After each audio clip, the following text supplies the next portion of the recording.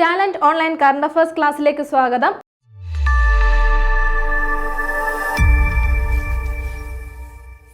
നമ്മൾ ഇന്ന് ചർച്ച ചെയ്യുന്നത് 2025 ഓസ്കാർ പുരസ്കാരങ്ങളാണ്. വരൂ ക്ലാസ്സിലേക്ക് കടക്കാം. അപ്പോൾ നമുക്ക് ആദ്യം 2025 ഓസ്കാർ പുരസ്കാരങ്ങൾ ചർച്ച ചെയ്യാം. അതിനുശേഷം 2024 ഓസ്കാർ പുരസ്കാരങ്ങൾ ചർച്ച ചെയ്യാം. അപ്പോൾ 2025 97ാമത് ഓസ്കാർ പുരസ്കാരമാണ് നൽകിയത്. എന്താണ് 2025 വർഷത്തിൽ 97ാമത് ഓസ്കാർ അവാർഡാണ് നൽകപ്പെട്ടത്.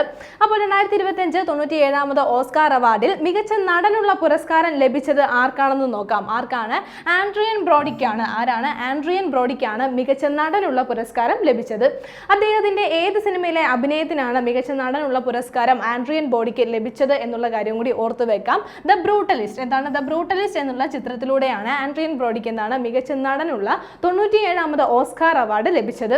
അടുത്തത് നമ്മൾ നോക്കുന്നത് മികച്ച നടിക്കുള്ള പുരസ്കാരമാണ്. മികച്ച നടിക്കുള്ള പുരസ്കാരം 2025 97ാമത് ഓസ്കാർ അവാർഡിൽ മികച്ച നടിക്കുള്ള പുരസ്കാരം കരസ്ഥമാക്കിയത് ആരാണ്? മിക്കി മാഡിസൺ ആണ്.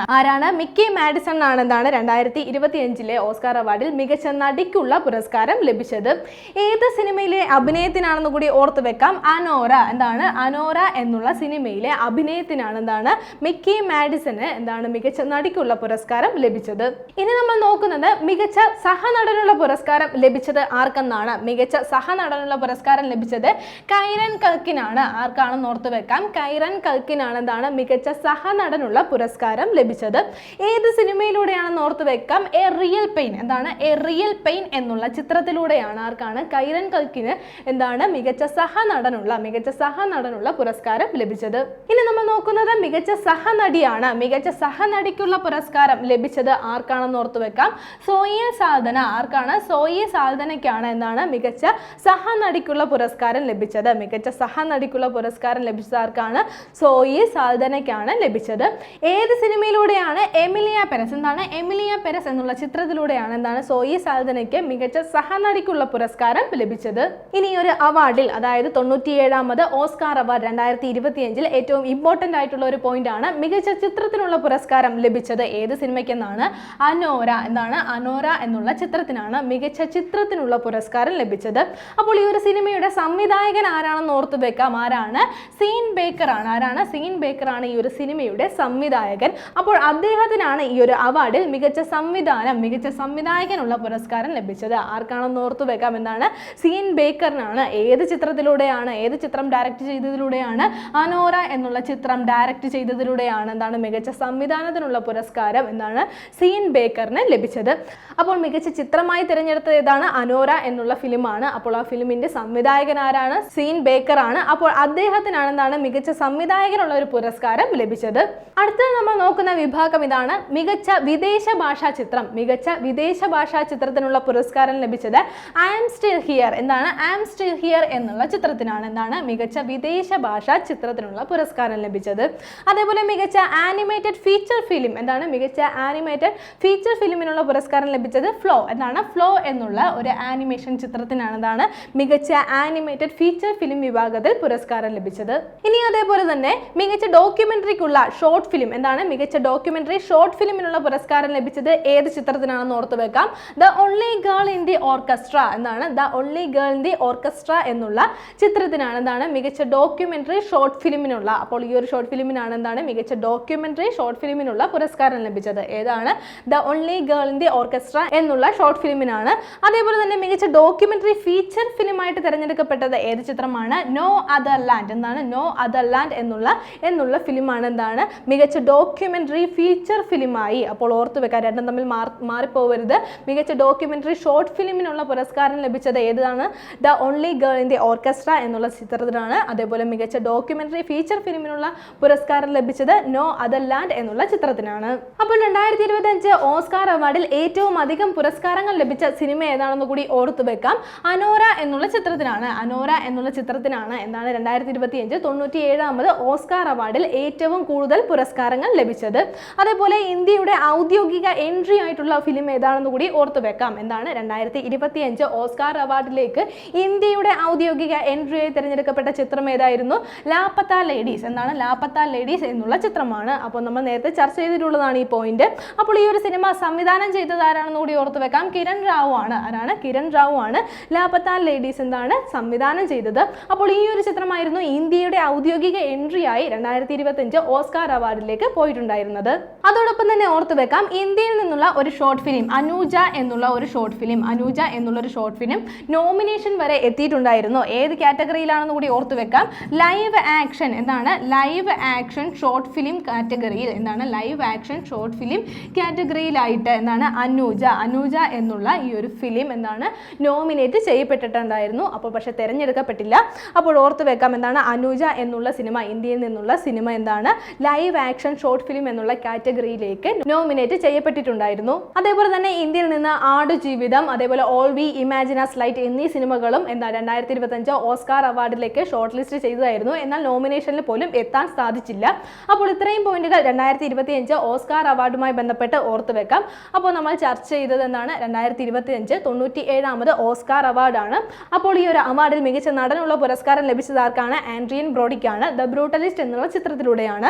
മികച്ച നടിക്കുള്ള പുരസ്കാരം ലഭിച്ചത് ആർക്കാണ്? മൈക്കി മാഡിസൺ ആണ്. അനോര എന്നുള്ള ചിത്രത്തിലൂടെയാണ്. അതേപോലെ മികച്ച സഹനടനുള്ള പുരസ്കാരം ലഭിച്ചത് കൈറൻ കൽക്കിനാണ്. ഏതാണ്? എ റിയൽ പെയിൻ എന്നുള്ള ചിത്രത്തിലൂടെയാണ്. അതേപോലെ മികച്ച സഹനടിക്കുള്ള പുരസ്കാരം ലഭിച്ചത് സോയി സാൽദനയ്ക്കാണ്. സോയി സാൽദനയ്ക്ക് ഏത് സിനിമയുടെ അഭിനയത്തിനാണ്? എമിലിയ പെരസ് എന്നുള്ള ചിത്രത്തിലെ അഭിനയത്തിനാണ്. അതേപോലെ മികച്ച ചിത്രമായി തിരഞ്ഞെടുക്കപ്പെട്ടത് അനോര എന്നുള്ള ചിത്രമാണ്. അപ്പോൾ ഈ ഒരു സിനിമ സംവിധാനം ചെയ്തതാരാണ്? സീൻ ബേക്കർ ആണ്. അപ്പോൾ അദ്ദേഹത്തിനാണ് എന്താണ് മികച്ച സംവിധാനത്തിലുള്ള പുരസ്കാരം ലഭിച്ചത്. അത് കഴിഞ്ഞ് നമ്മൾ നോക്കിയത് മികച്ച വിദേശ ഭാഷാ ചിത്രമായി തിരഞ്ഞെടുക്കപ്പെട്ട സിനിമ ഏതെന്നായിരുന്നു? ഐ ആം സ്റ്റിൽ ഹിയർ എന്നുള്ള ചിത്രമാണ്. അതേപോലെ മികച്ച ആനിമേറ്റഡ് ഫീച്ചർ ഫിലിമായി തിരഞ്ഞെടുക്കപ്പെട്ടത് ഫ്ലോ എന്നുള്ള ചിത്രമായിരുന്നു. അത് കഴിഞ്ഞ് നമ്മൾ നോക്കിയത് മികച്ച ഡോക്യുമെന്ററി ഷോർട്ട് ഫിലിമാണ്. മികച്ച ഡോക്യുമെന്ററി ഷോർട്ട് ഫിലിമായി തിരഞ്ഞെടുക്കപ്പെട്ടത് the only girl in the orchestra എന്നുള്ള ചിത്രമായിരുന്നു. അതുപോലെ തന്നെ മികച്ച ഡോക്യുമെന്ററി ഫീച്ചർ ഫിലിമായിട്ട് തിരഞ്ഞെടുക്കപ്പെട്ടത് നോ അതർ ലാൻഡ് എന്നുള്ള ചിത്രമാണ്. ഏറ്റവും കൂടുതൽ പുരസ്കാരങ്ങൾ ഈ ഒരു 2025 ഓസ്കാർ അവാർഡിൽ ഏറ്റവും കൂടുതൽ പുരസ്കാരങ്ങൾ കരസ്ഥമാക്കിയത് അനോറ എന്നുള്ള ചിത്രമാണ്. അതേപോലെ ഈ ഒരു പുരസ്കാരത്തിലേക്കുള്ള 2025 ഓസ്കാർ അവാർഡിലേക്കുള്ള ഇന്ത്യയുടെ ഔദ്യോഗിക എൻട്രി ഏതായിരുന്നു? ലാപത്ത ലേഡീസ് എന്നുള്ള ചിത്രമായിരുന്നു. അതേപോലെ ഇന്ത്യയിൽ നിന്നുള്ള അനൂജ എന്നുള്ള ഷോർട്ട് ഫിലിം എന്താണ് ലൈവ് ആക്ഷൻ ഷോർട്ട് ഫിലിം എന്നുള്ള കാറ്റഗറിയിലേക്ക് നോമിനേറ്റ് ചെയ്യപ്പെട്ടിട്ടുണ്ടായിരുന്നു. അപ്പോൾ ഇത്രയും പോയിന്റുകൾ 2025 ഓസ്കാർ അവാർഡുമായി ബന്ധപ്പെട്ട് ഓർത്തു വെക്കുക. അടുത്ത നമ്മൾ നോക്കുന്നത് 96ാമത് ഓസ്കാർ അവാർഡ് 2024 ആണ്. എന്താണ് 96ാമത് ഓസ്കാർ അവാർഡ് 2024 ഇനി നമ്മൾ നോക്കുന്നത്. അപ്പോൾ ഇനി ഈ വർഷം നടക്കാവുന്ന എക്സാമുകളിലെല്ലാം PSC എക്സാമുകളിലെല്ലാം 2025ലെയും 2024ലെയും ഓസ്കാർ അവാർഡുകൾ നമുക്ക് പ്രതീക്ഷിക്കാവുന്നതാണ്. അപ്പോൾ 2024 96ാമത് ഓസ്കാർ അവാർഡിൽ മികച്ച നടനുള്ള പുരസ്കാരം ലഭിച്ചത് ആർക്കാണ്? കിലിയൻ മർഫിക്കാണ്. ആർക്കാണ്? കിലിയൻ മർഫിക്കാണ് എന്താണ് മികച്ച നടനുള്ള പുരസ്കാരം ലഭിച്ചത്. ഏത് ചിത്രത്തിലൂടെയാണ്? ഓപ്പൺ ഹൈമർ. എന്താണ്? ഓപ്പൺ ഹൈമർ എന്നുള്ള ചിത്രത്തിലൂടെയാണ് കിലിയൻ മർഫിക്ക് മികച്ച നടനുള്ള പുരസ്കാരം ലഭിച്ചത്. അതേപോലെ മികച്ച നടിക്കുള്ള പുരസ്കാരം ലഭിച്ചത് ആർക്കാണ്? എമ സ്റ്റോണിനാണ്. ആർക്കാണ്? എമ സ്റ്റോണിനാണ് മികച്ച നടിക്കുള്ള പുരസ്കാരം ലഭിച്ചത്. സിനിമ ഏതാണെന്ന് ഓർത്ത് വെക്കാം, പുവർ തിങ്സ് എന്നുള്ള സിനിമയിലൂടെയാണ്. അതേപോലെ മികച്ച സഹനടനുള്ള പുരസ്കാരം ലഭിച്ചത് ആർക്കാണ്? റോബർട്ട് ഡൗണി ജൂനിയറിനാണ്. ആർക്കാണ്? റോബർട്ട് ഡൗണി ജൂനിയറിനാണ് മികച്ച സഹനടനുള്ള പുരസ്കാരം ലഭിച്ചത്. അപ്പോൾ അദ്ദേഹത്തിന് ഈ ഒരു നേട്ടം കൈവരിച്ചു കൊടുത്തത് ഓപ്പൺ ഹൈമർ എന്നുള്ള ചിത്രമാണ്. എന്താണ്? മികച്ച സഹനടനുള്ള പുരസ്കാരം റോബർട്ട് ഡൗണി ജൂനിയറിന് ലഭിച്ചത് ഓപ്പൺ ഹൈമർ എന്നുള്ള ചിത്രത്തിലൂടെയാണ്. അതേപോലെ മികച്ച സഹനടിക്കുള്ള പുരസ്കാരം ലഭിച്ചത് ആർക്കാണെന്ന് കൂടി ഓർത്തു വെക്കാം. എന്താണ്? ഡാവൻ ജോയ്. എന്താണ്? ഡാവൻ ജോയ് റാൻഡോൾഫിനാണ് എന്താണ് മികച്ച സഹനടിക്കുള്ള പുരസ്കാരം ലഭിച്ചത്. ഏത് സിനിമയിലൂടെയാണ്? ദ ഹോൾഡവേഴ്സ്. എന്താണ്? ദ ഹോൾഡവേഴ്സ് എന്നുള്ള ചിത്രത്തിലൂടെയാണ് എന്താണ് ഡാവൻ ജോയ്ക്ക് മികച്ച സഹനടിക്കുള്ള പുരസ്കാരം ലഭിച്ചത്. അപ്പോൾ 96ാമത് ഓസ്കാർ അവാർഡ് 2024 മികച്ച ചിത്രത്തിനുള്ള പുരസ്കാരം ലഭിച്ചത് ഏത് ചിത്രത്തിനാണ്? ഓപ്പൺ ഹൈമർ. എന്താണ്? ഓപ്പൺ ഹൈമർ എന്നുള്ള ചിത്രത്തിനാണ് മികച്ച ചിത്രത്തിനുള്ള പുരസ്കാരം ലഭിച്ചത്. അതേപോലെ ഇതിന്റെ സംവിധായകൻ ആരാണെന്ന് ഓർത്തു വെക്കാം, ക്രിസ്റ്റഫർ നോളൻ ആണ്. ആരാണ്? ക്രിസ്റ്റഫർ നോളൻ ആണ് ഓപ്പൺ ഹൈമർ എന്നുള്ള ചിത്രം സംവിധാനം ചെയ്തത്. അപ്പോൾ അദ്ദേഹത്തിന് തന്നെയാണ് എന്താണ് മികച്ച സംവിധായകനുള്ള പുരസ്കാരവും ലഭിച്ചിരിക്കുന്നത്. മികച്ച സംവിധായകനുള്ള പുരസ്കാരം ലഭിച്ചിരിക്കുന്നത് ആർക്കാണ്? ക്രിസ്റ്റഫർ നോളൻ തന്നെയാണ്. അപ്പോൾ അദ്ദേഹത്തിന്റെ ചിത്രം ഏതാണെന്ന് കൂടി ഓർത്തു വെക്കാം. എന്താണ്? ഓപ്പൺ ഹൈമർ. എന്താ മികച്ച ചിത്രമായിട്ടുള്ള ഓപ്പൺ ഹൈമറിലൂടെയാണ് മികച്ച സംവിധായകനുള്ള പുരസ്കാരം ക്രിസ്റ്റഫർ നോളന് ലഭിച്ചത്. ഇനി നമ്മൾ നമ്മൾ നോക്കുന്നത് മികച്ച വിദേശ ഭാഷാ ചിത്രമാണ്. മികച്ച വിദേശ ഭാഷാ ചിത്രത്തിനുള്ള പുരസ്കാരം ലഭിച്ചത് ദ സോൺ ഓഫ് ഇൻട്രസ്റ്റ് എന്നുള്ള ചിത്രത്തിനാണ്. അതേപോലെ മികച്ച ആനിമേറ്റഡ് ഫീച്ചർ ഫിലിം ഏതാണെന്ന് ഓർത്തു വെക്കാം. എന്താണ്? The boy and the heron. എന്താണ്? The boy and the heron എന്നുള്ള ചിത്രത്തിനാണ് മികച്ച ആനിമേറ്റഡ് ഫീച്ചർ ഫിലിമിനുള്ള പുരസ്കാരം ലഭിച്ചത്. അതേപോലെ അടുത്ത് നമ്മൾ നോക്കുന്നത് മികച്ച ഡോക്യുമെന്ററി ഫീച്ചർ ഫിലിം ഏതെന്നാണ്. മികച്ച ഡോക്യുമെന്ററി ഫീച്ചർ ഫിലിം ഏതായിരുന്നു? 20 Days in Mariupol എന്നുള്ളതാണ്. എന്താണ്? 20 Days in Mariupol എന്നുള്ള ചിത്രമാണ് മികച്ച ഡോക്യുമെന്ററി ഫീച്ചർ ഫിലിമായിട്ട് തിരഞ്ഞെടുക്കപ്പെട്ടത്.